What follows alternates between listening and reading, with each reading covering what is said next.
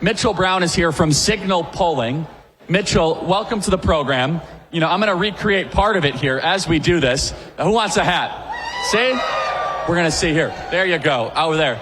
We did that on campuses across the country. Mitchell, you did the study. Did we make an impact visiting all these college campuses? You made more than an impact. I have some great numbers for you here. Let's make sure the mic is on, guys, okay? Here, just use my mic. This thing doesn't go. Yeah, so again, great impact that you had. We have 3 or 4 awesome numbers for you here. And so what we went and did was, I knew how impactful this was just by the vibe we were seeing on the college campuses now compared to 2020. And so I went back and I wanted to see how people were actually responding on the ground. So we went in first and asked voters under 30 in all 7 of the swing states what they thought of Turning Point, what they thought of Charlie, and how often they were seeing them. So you have a 49% name ID with voters under 30 in the swing states. Turning Point has a 47% name ID, and both of you are overwhelmingly positive with voters there. To put that into perspective, Trump is underwater with voters under 30 in those swing states, and you are above water. So to show the impact of it not just being Trump down, it's other conservative voices. So we went and asked those people, and of those people, 37% of those people said they saw, read, or heard something from Turning Point this election cycle. And of that group, 58% of them said it was more likely to make them vote for Donald Trump this year. So what that means by location stop. So we'll jump out with this first one here. I went and pulled the polling precincts of the 7 largest schools that you stopped at in swing states. And we checked what the turnout shift was from 2020 to 2024 and what that margin shift was. I'm going to start with the biggest. Penn State University. Turnout 42% higher than in 2020. The margin shift 17 points to the right. So we turned out more voters and did better with them. Correct. Now, Westchester University, 19% higher turnout, 15% movement to the right. University of Wisconsin at Madison, 13% higher turnout, 11% shift to the right.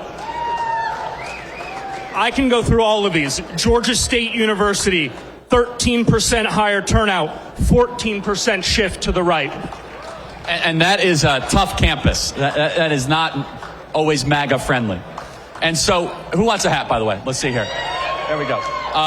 So, by the way, this is what it was like on these campuses. I'm telling you.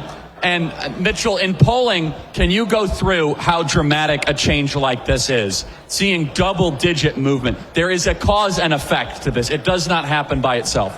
It's a cause and effect, and we can talk about it on a longer forum next time. But we even saw this result, as this is just the kids who stayed in their college town to vote, not kids from a different state that were going to these schools, not kids who voted in their parents' home precincts where they're registered. So that's also a thing to factor in here. But this shift is monumental. For example, the shift with this voter group from 16 to 20 is almost none. If you went to these college campuses, I went back and looked, there was only 3 that had higher turnout in 2020 than they had in 2016, and only 1 shifted to the right, and it was by 1 point from 2016 to 2020. So what you're saying is you had a control group. Correct. And then you had the Turning Point group.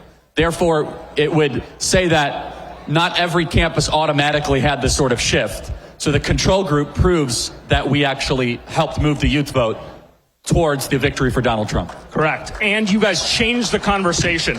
So of this group, again, voters under 30 in these swing states, 81% of their media consumption is online or in social media. It's none of it's legacy media. And the second part is for voters, their first time voting, Gen Z voters, abortion was 25% of people's top choice. Inflation was 25%, and cancel culture was 20%. So with first-time Gen Z voters, abortion was only 25% of people's highest issue. And that shows the type of work that we do. So the control group is the most interesting of what you say, because it shows that it wasn't just an automatic lurch to the right, that it was the actual work that we were doing. Quickly, before we have to get to our next guest, tell us some of the other the remarkable polling you saw this cycle as I throw out another hat here. Yeah, the most remarkable to point to is also outside of the swing states and how you can see how the culture on the ground is actually moving. If you look at California, Connecticut, New York, and then even deep red areas, that's where the largest shift to the right was. So when Kamala Harris was spending her $1.5 billion in the swing states, they weren't spending money anywhere else. And that's where the real cultural movement that Trump has created has moved. You look at counties along the border that are 75% Hispanic that voted for Trump this time. You look at communities in New Jersey that are 91% minority that voted for Donald Trump this time. You go through state by state, every single county moved further to the right than it did in 2020. Kamala Harris did not outperform Joe Biden. And it wasn't solely because of people talking about Trump. It was also the anti-vote against Harris, and groups like Turning Point did it.